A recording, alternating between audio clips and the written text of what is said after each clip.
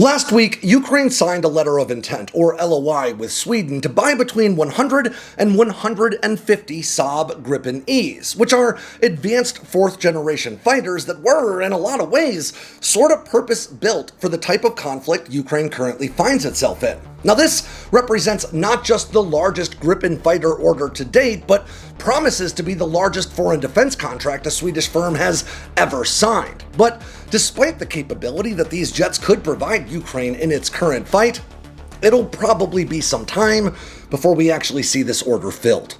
So let's talk about Saab's newest fighter, the Gripen E, how it stacks up against other top-tier fighters of our day, and why it's the right choice for Ukraine. I'm Alex Hollings, and this is Air Power.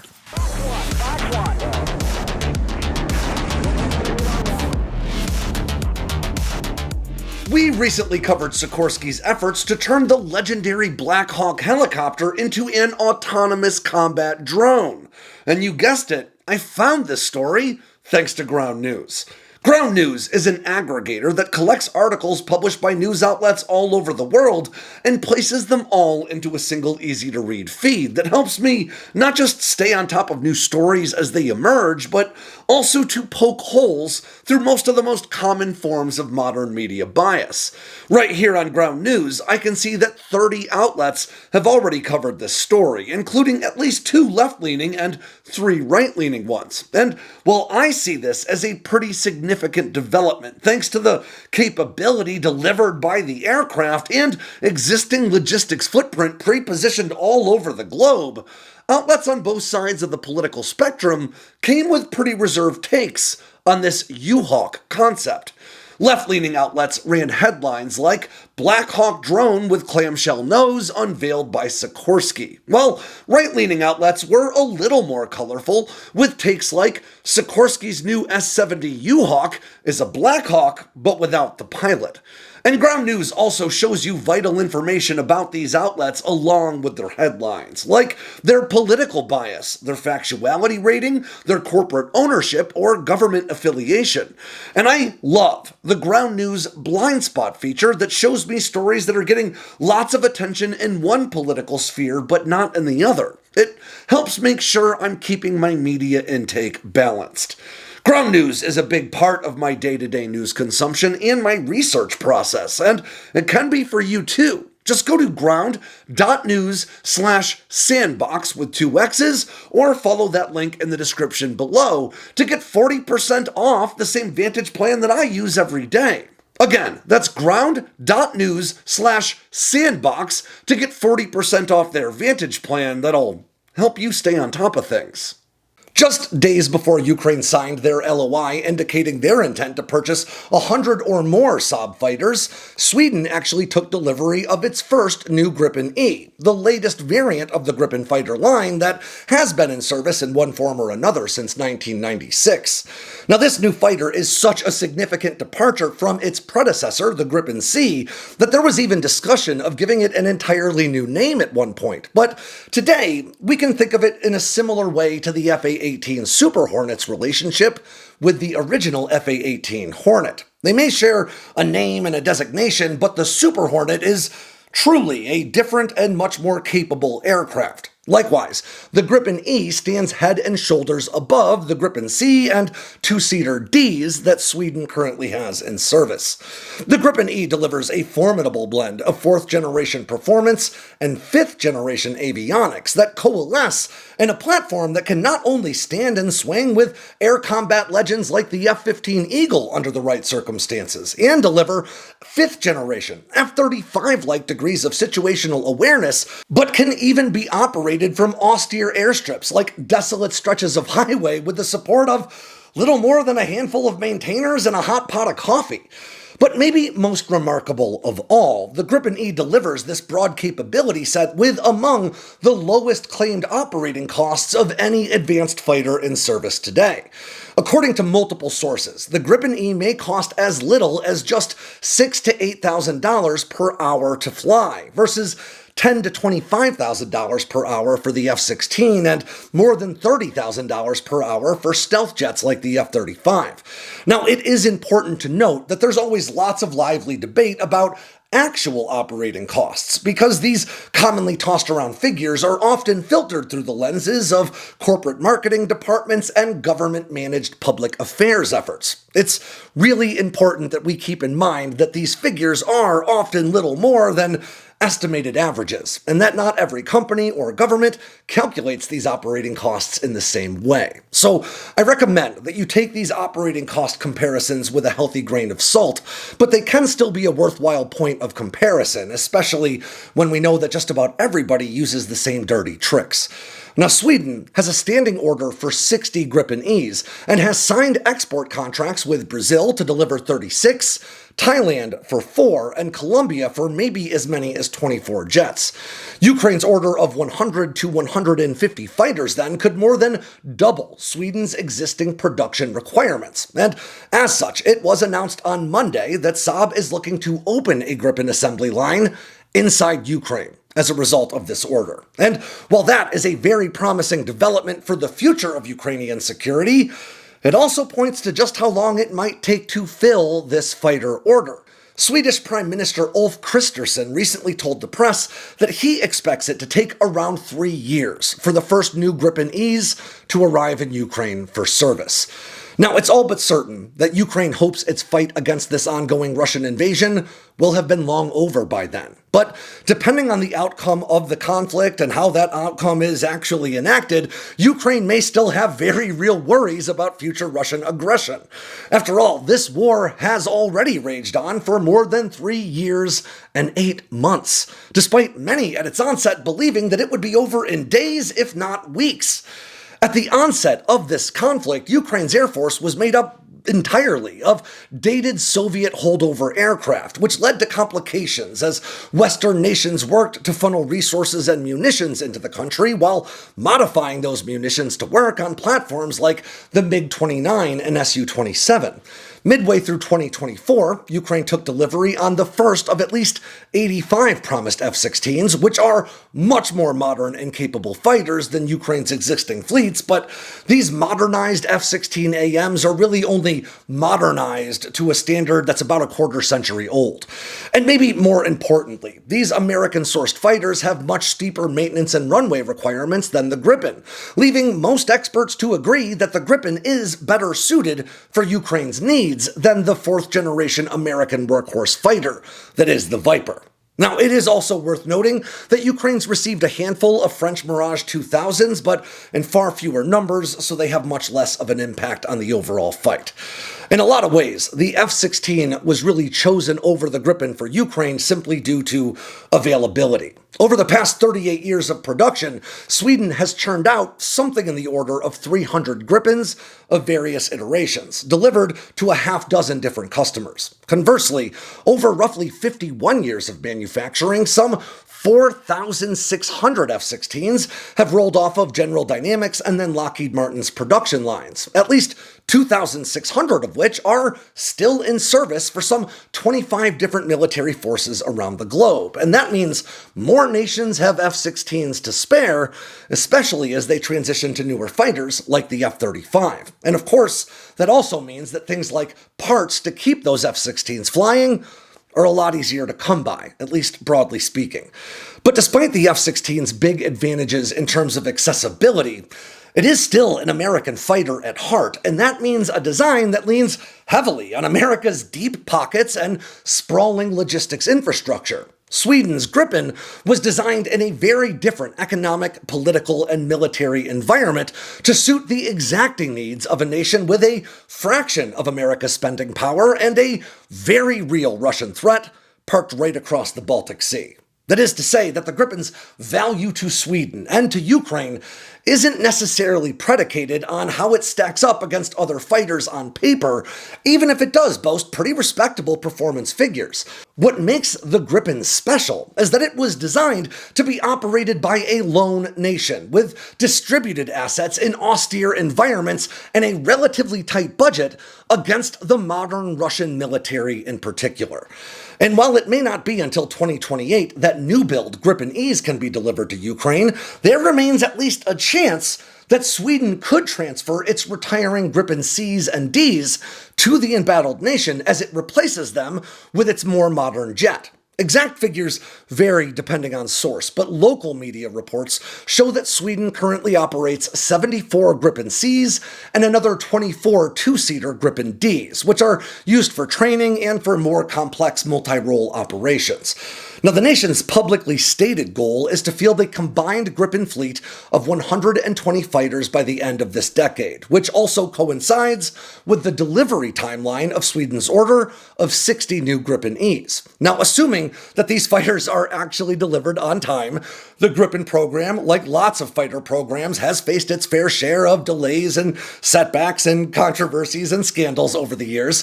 That top-line goal of 120 combined Gripen fighters could potentially free up maybe 38 older Gripen Cs or Ds that could, at least in theory, be transferred to Ukraine. And this would not only give Ukraine another capable fourth-generation fighter to bolster its numbers, but the opportunity to begin training pilots and support personnel for the new type of jet while local production is still spinning up.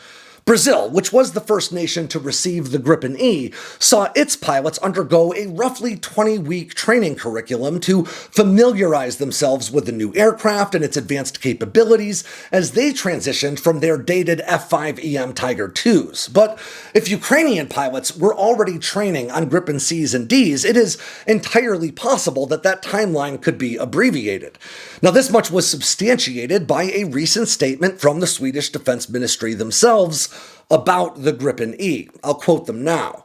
Pilots who have flown the Gripen C or D will recognize themselves in the E. The difference lies in how the pilot makes decisions in the new E. There is much more information to deal with, more sensors and other weapons. Now, the Gripen C, that comprises the backbone of Sweden's fighter force today, boasts a similar top speed to the F-16 and an even Mach 2. A similar service ceiling to the F/A-18 Super Hornet at right around 50,000 feet, and a shorter combat radius than the F-35A at around 500 miles.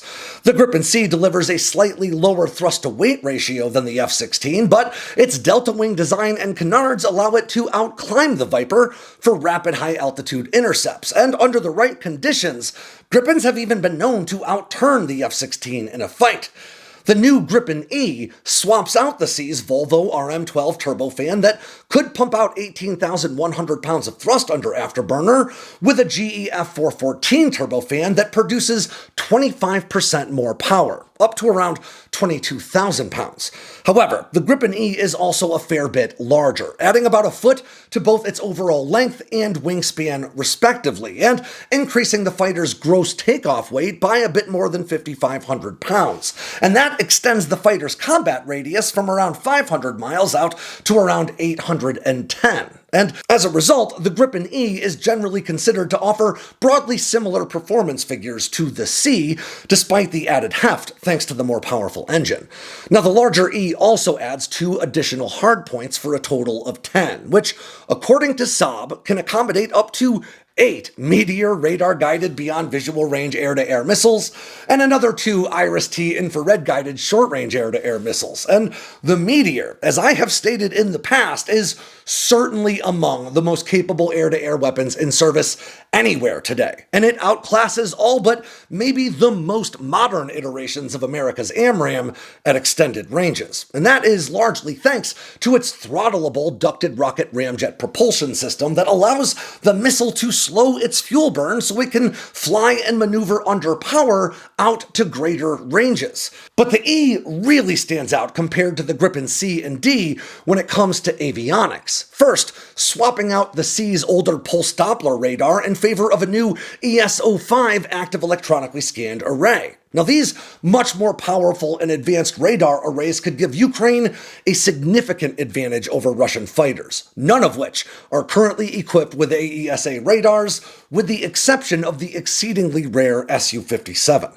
Now, this advanced targeting capability is bolstered by passive systems, like Leonardo's Skyward G infrared search and track targeting, or IRST system, which can detect and target enemy aircraft via their heat signatures alone.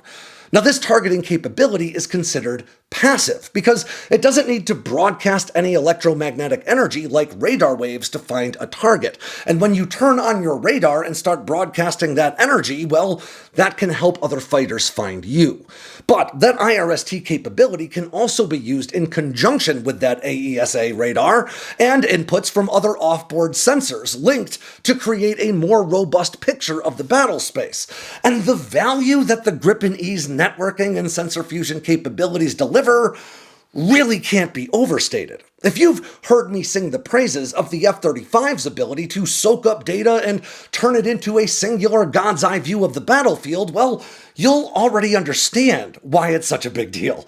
The Gripen E's upgraded cockpit, packed with wide area displays, or WADs, isn't meant to inundate pilots with information the way older cockpits filled with traditional gauges often did. Instead, onboard computers fuse all the data together and present it to the pilot in manageable ways for maximum situational awareness. A group of these fighters networked together then can coordinate battlefield effects over a very large area, all while dramatically increasing targeting accuracy across that fighter formation by compounding target data gathered by, for instance, multiple IRST sensors picking up the same target from different vectors or positions on the battlefield. In other words, this fighter may lack the F-35's stealth, but it certainly still has the digital chops to serve as a flying quarterback for older Gripen Cs and Ds that fight alongside it. The Gripen E also boasts an advanced new electronic warfare suite that was designed specifically for engaging Russian military assets. I'll quote one of Saab's electronic warfare specialists from a 2018 report from Breaking Defense. Quote, "The Gripen E's new EW system uses 3 types of signal generators to either try to obscure the existence of the aircraft or cause confusion about its location and/or existence so that an adversary cannot choose a proper firing solution.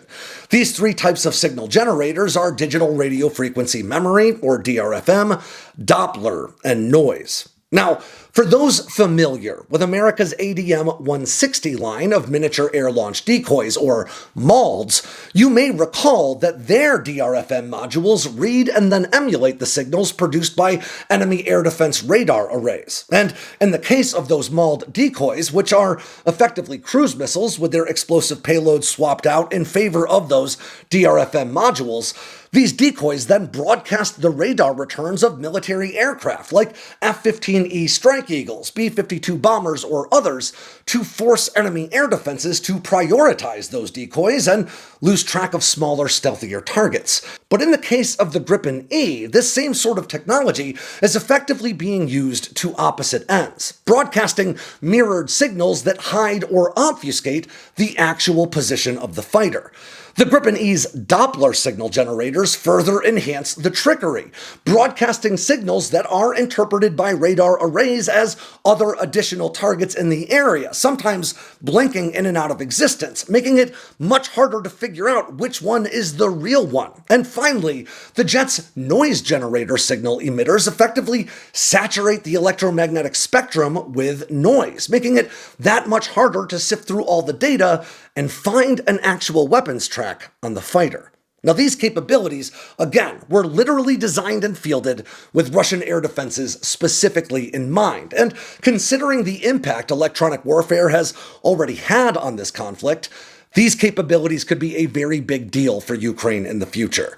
Now, Ukraine's current F-16s can take off from runways potentially as short as around 1,750 feet, whereas the Gripen needs a bit less at around 1,640. But the Gripen is meant to operate from much more austere and rough airfields than the Viper, making it well-suited for using really any straight 500-meter stretch of runway as an impromptu airfield. When it comes to landing, the Gripen shines a bit brighter, needing only 600 meters, or a bit under 1,970 feet for a safe landing, versus the F-16's required 2,650 feet. But once on the ground, the Gripen really shines. This aircraft was designed with ease of maintenance in mind. Now, last year, U.S. Air Force maintainers set a platform record on the F-15E Strike Eagle for an integrated combat turn, or ICT, in just 32 minutes. Now that means they had to completely refuel the fighter and rearm it with air-to-air missiles to get it back into the fight in that 32-minute window of time. The Gripen, which is powered by just one engine rather than the Strike Eagles II and carries a lot less fuel, can complete that same air-to-air integrated combat turn in just 10 minutes, and maybe more incredibly, it needs just one qualified technician and 5 lightly trained conscripts to do it. Now these conscripts, Saab claims, need only about 10 weeks of training to be able to support that kind of quick turnaround combat operation. According to Saab, a typical Gripen combat force would include a total of 16 fighters, made up of 14 operational jets and 2 in reserve. Now with this size of fleet and around 100 total people, including 32 pilots, 32 technicians, and 40 conscripts, Saab says that they could produce 112 combat sorties, each of 8 combat aircraft in a single 24-hour span. And according to their promotional materials, this could be done with just 2 20-foot shipping containers worth of equipment and materials, maybe not including fuel. Now, a smaller detachment of just 3 Gripens in an austere environment could be set up with just 18 people, including 4 pilots, 6 technicians, and 6 conscripts, along with 2 additional logistics staff. These small distributed units could produce 4 combat sorties a day for a total of 8 hours of combat time with minimal in the way of logistics support.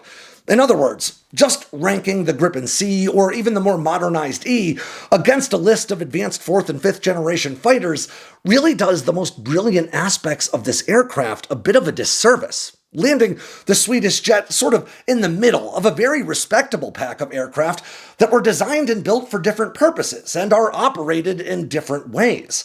The Gripen is not the top-of-the-line fighter in the world, and it honestly wasn't designed to be. Instead, the Gripen was purpose-built to stand toe-to-toe with those best-in-class jets under very specific circumstances and snatch victory right out from under them through a powerful and well-thought-out combination of technologies and design pragmatism. The Gripen, including the new Gripen E Ukraine has ordered, wasn't designed to win just any fight. It was designed to win a specific one. And that makes it really well suited for a nation that's only about 500 miles to Sweden's south, fighting against the very same adversary that they built the Gripen to beat. But if you're celebrating this Gripen E order as a turning point in the war, you might want to hold your horses on that. Just as I explained when Ukraine started receiving F-16s, the scale of this conflict is just way too big for any one aircraft, even one as capable as the Gripen E, to decide its outcome alone. And truth be told, we should all be rooting for an end to this war long before Gripen E deliveries can even reach Ukraine, which, as I said, would be in late 2028 or early 2029 at the soonest.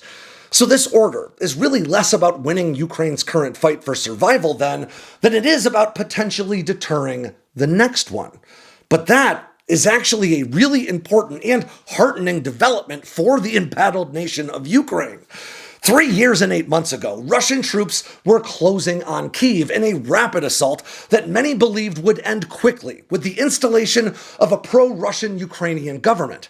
Today, despite Russia suffering more than 1 million casualties and the losses of tens of thousands of tanks, vehicles, air defense assets, and more, Moscow has only managed to take control of between 18 and 20% of Ukraine, a nation that's smaller than Texas and is right on Russia's own border. At this stage of the fight, questions about what Ukraine may ultimately lose to Russia still remain, but the question of Ukraine's survival seems increasingly certain.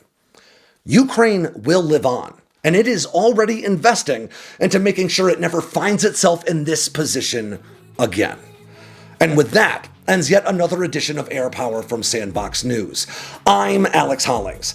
Make sure you swing by sandboxnews.com today and every day for all the latest in news, entertainment, and now merch from all around the force. If you got anything out of today's video, make sure to click like and subscribe down below and leave me a comment so I know what I should cover next. And of course, don't forget to tap on that bell icon so you never miss a drop from Sandboxx News.